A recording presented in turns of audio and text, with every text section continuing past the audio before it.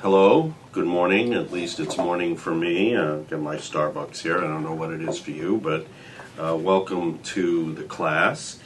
I thought I'd do a class today on based on an article I wrote called 11 Reasons That Attorneys Don't Do Marketing. And if you'd like a copy of that article, you can find it on our website, smartmarketingnow.com, and click on Smart Articles and then scroll down a bit, and you will find this one, which was, I think, originally published in the Law Journal newsletter, I'm not sure, or Law Marketing newsletter, and then subsequently in the Wealth Council newsletter, estate planning organization that some of you might know about. Anyway, it really is just born of my experience of talking to attorneys over the last 15 years about marketing and encountering various forms of resistance. Obviously, not all resist and not all continue to resist, or I wouldn't still have a job here. So, but still, this is the mindset, I think, that I've discovered over the years. So let me begin with this list of 11 reasons. The first one is attorneys are trained skeptics.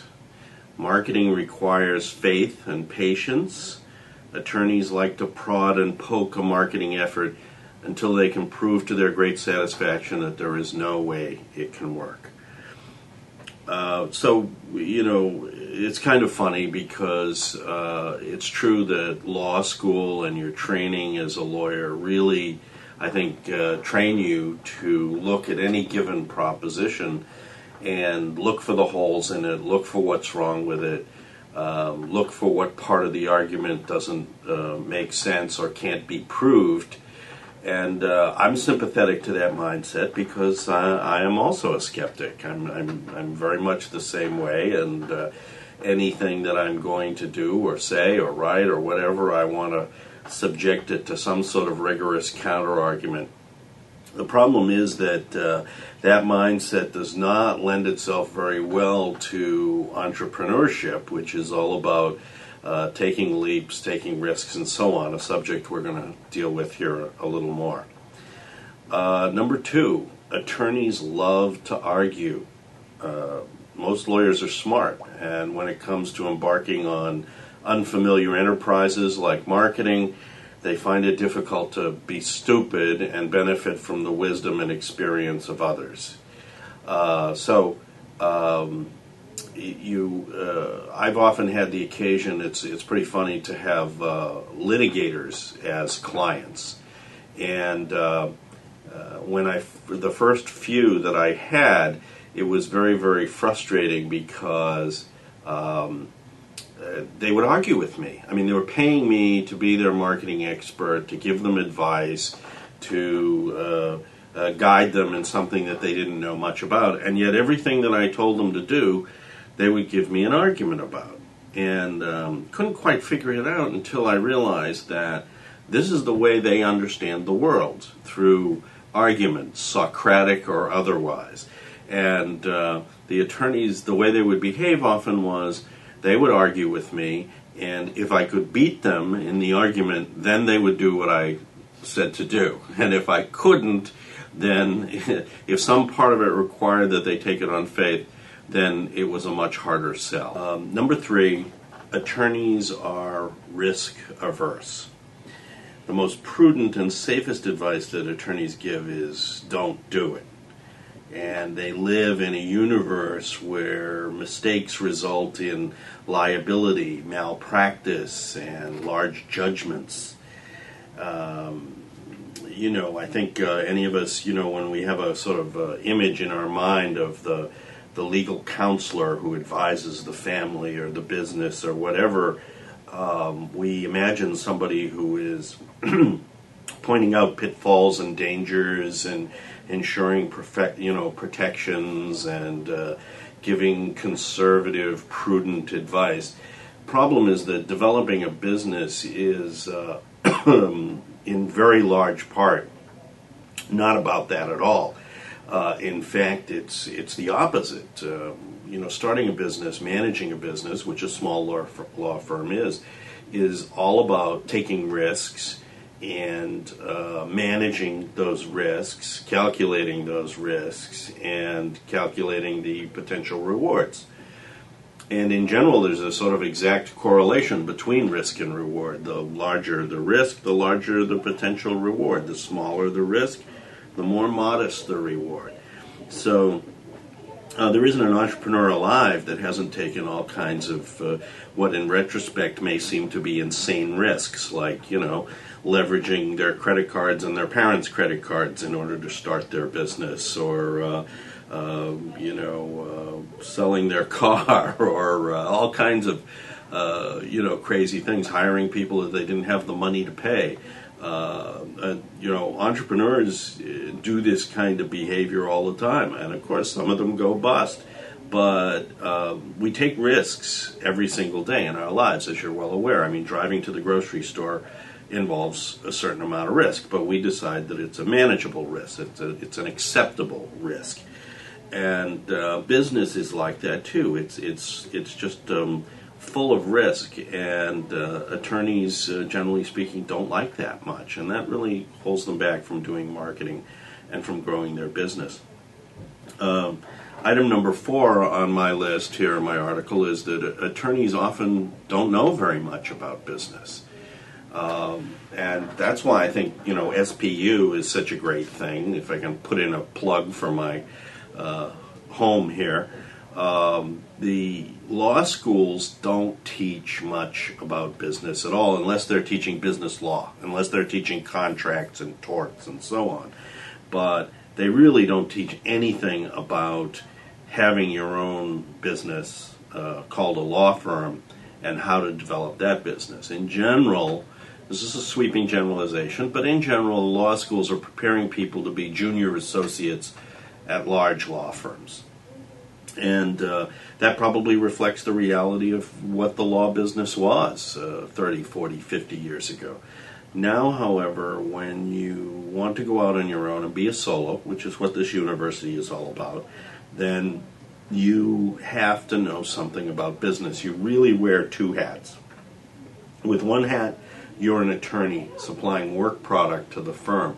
With the other hat, you're a small business owner who owns a business called a law firm, the product of which happens to be legal services.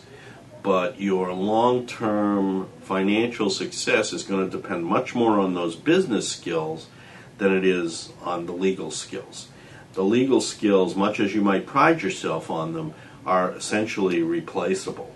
You're a good attorney, that's great, but there are other good attorneys who can be hired there.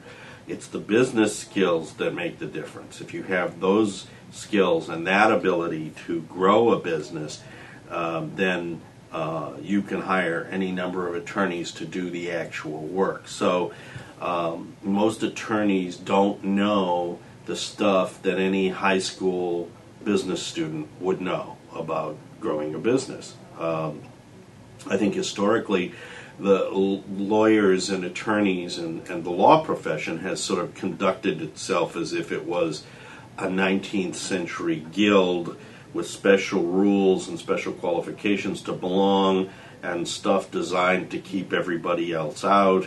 And it's a profession, it's not commerce, it's not a business, it's a profession, and we conduct ourselves in a certain way. I'm sure most of you are aware that, prior to 1981, even attorney advertising was illegal.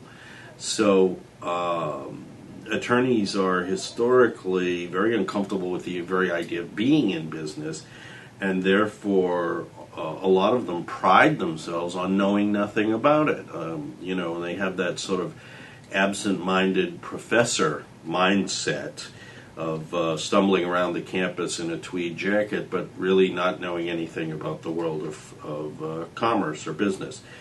So, this is another reason that attorneys aren't very adept at marketing, and another thing that if you're going to be a solo, you're going to need to fix. Number 5, attorneys fixate on costs.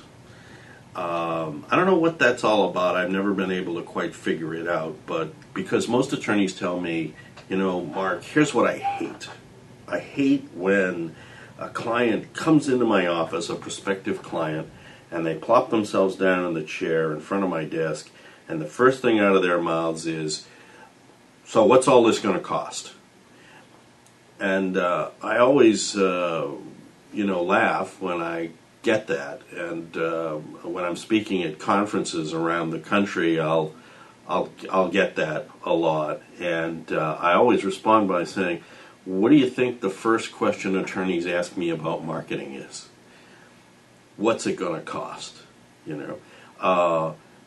It's focusing on cost causes paralysis, right? The fear of loss is one of our strongest inbred defense mechanisms. And most of the time it serves us in good stead. It stops us from doing foolish things and from being careless with our money. But in certain situations, it works against us. And being entrepreneurial and growing a business is one of those situations. There are others, like, the mechanic says to you, it looks here like you need a new carburetor.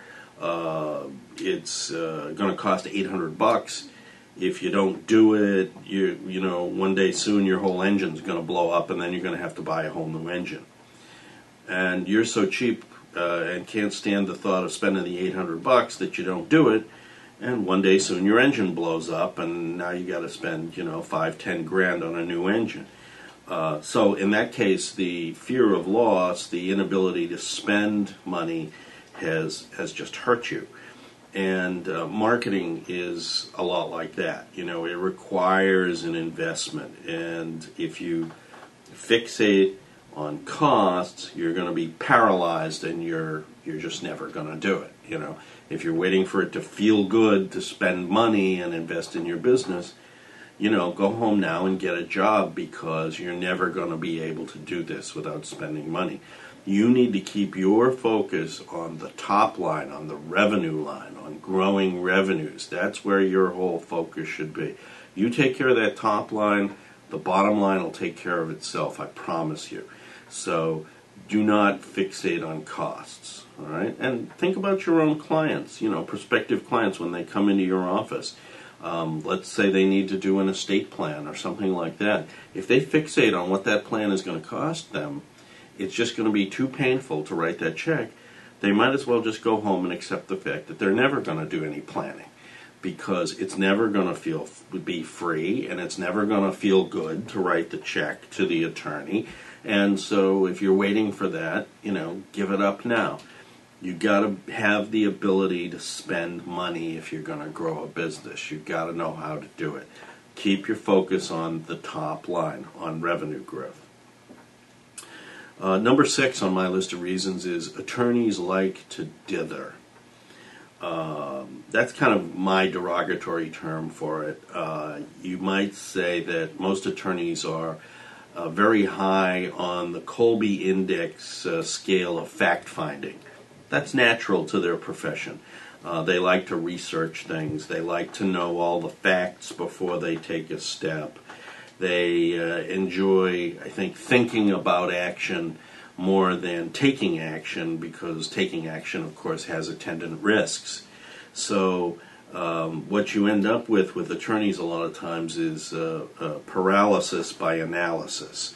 They're just going to think about marketing more than they will ever, want to do any marketing. And the fact is that, one of my favorite maxims, one of the ones that I made up and repeat over and over again is, life rewards action and ruthlessly punishes inaction. General Patton said that a good plan violently executed now is better than a perfect plan next week. So if you're dithering, trying to make your perfect plan, your perfect business plan, your perfect marketing plan, you're gonna do something once you've hired a secretary, or you're gonna do something once that check comes in, or you're gonna do something once your kids have gone to college, or you're gonna do something when you meet the right marketing guru or something like that. Forget all that. Do it.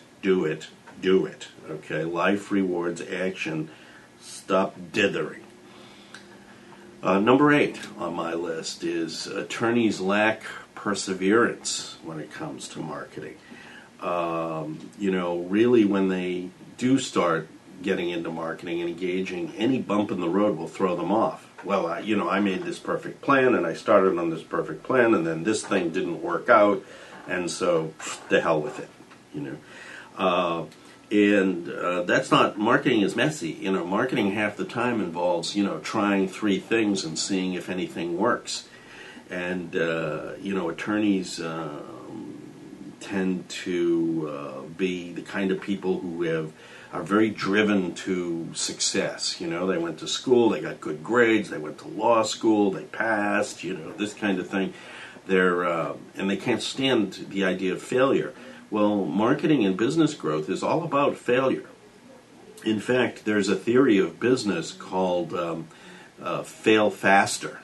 And that theory says that, let's say that you're going to try 10 things, and the 10th thing is going to be the thing that works. Well, what's the best thing you can do in that situation? The best thing you can do is get through the other 9 as fast as you can. Try it, fail. Try it, fail. Try it, fail. Try it, oh, that works. Okay? But if you do try it, fail, go home, lick your wounds for a year, think about the money you lost, get all depressed about it, then think maybe you'll do the second thing, but you're not sure because you got burned on the first thing. Well, maybe you'll try it, but you'll try it in a half-assed way, and all of that. Look, you're never going to get there, okay? You're never going to get there. I remember reading an interview with the actor Roy Scheider, who said he went to 122 auditions before he got an acting job. And I thought, how many people would have given up after 10? How many after 20? How many after 50? How many after 100?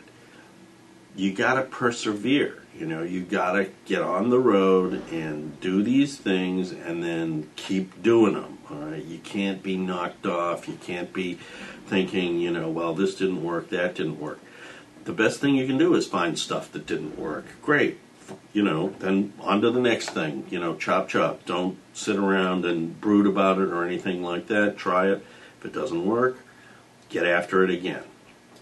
Number 9 on my list is attorneys are uncomfortable with the idea of making money. And this is something I discuss a little more in depth in the class I did on fees. But the fact is that contrary to the sort of public image people have of, lawyers being rapacious, most lawyers are really motivated by a desire to serve and to help people.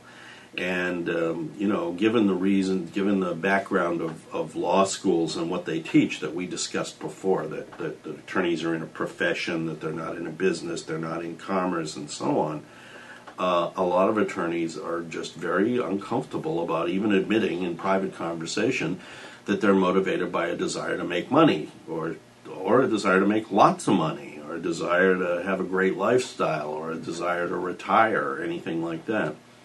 And of course, most of us in this country anyway were brought up with some form of the Judeo-Christian ethic as our sense of right and wrong. And those religions and those texts send very mixed messages about the pursuit of wealth. And so a lot of attorneys, and I know, have a real sense of guilt about wanting to make money. They're just very conflicted about it, and I try to reframe it for them in different terms, like being more successful rather than making more, achieving more rather than making more money, being able to help more people is a good motivator for some people. So if it helps you to think about it that way, then think about it that way. But there's nothing wrong with wanting to have a successful law practice and make a lot of money. I think that's a great ambition. That's the American way. So, I bless you and I cleanse you. Go forth. It's okay to make money. And if you're having that kind of, internal conflict, there are ways to deal with that. You might want to go back and take a look at my class where we discuss fees. But if you own a business, the business exists for one reason, and that is to make money. That is why business exists, to make a profit, to make money. So get comfortable with that as soon as you can. Number 10 on my list is attorneys defining themselves as attorneys and not as the owner of a law firm. I alluded to this earlier. Most attorneys, that's their entire self-image. Who are you? What are you? I'm an attorney. I went to law school, I came out, I practice law, that's what I do, that's who I am.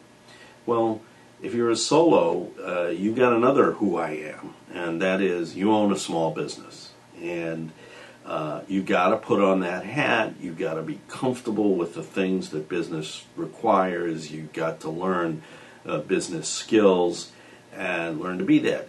If you can't, it's okay. I mean, I have had clients and prospective clients say to me, Mark, what I love is the law. I love meeting the clients, and I love drafting, and I love the research, and I just love the law. And I hate this marketing and selling stuff. And I tell them, that's great, that's wonderful. You need to get a job. Okay, you'll have a desk. They'll send clients to you. You'll do the legal work for them. You'll have a 401k. You'll be happy, right? Because you cannot own a business and not do this marketing and selling stuff. You have to be comfortable with it. I have clients, obviously, who are the direct opposite of that, who love the marketing, love the business development, love the rainmaking and all of that, and can't stand the fulfillment, can't stand doing the actual legal work. So those attorneys, that second group has a much, much better chance of success than that first one in terms of solo practice, in terms of owning their own business. So find what's right for you, but you do have to understand that in addition to your self-image as an attorney, you've got this other self, and that self is a business owner. And in terms of your financial success, that business owner one is much more important than the attorney one. As the attorney, you are replaceable. No matter how good or gifted you are, you're replaceable. As the rainmaker, the business owner, the visionary, the one who generates the revenue, you're not replaceable. You're the person. So keep that in mind as you go forth in your solo career. And here's my final one for today, which is number 11. Attorneys are obsessed with what other attorneys think of them. I mean, I can't think of another business that's like this. I'm sure there is one out there somewhere, but I don't have any experience with it. I mean, the guy who owns the hardware store down here in Naples, I don't think gives a damn what the other hardware store owner thinks of him.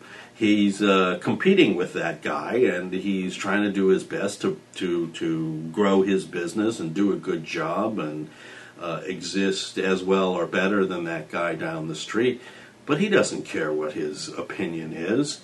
Attorneys, on the other hand, are just nuts about this. I mean, if they run an advertisement or they do something in marketing and some of their colleagues raise their eyebrows at it or think it's undignified or think it's ambulance chasing or think it's whatever, then the attorneys just get paralyzed by this.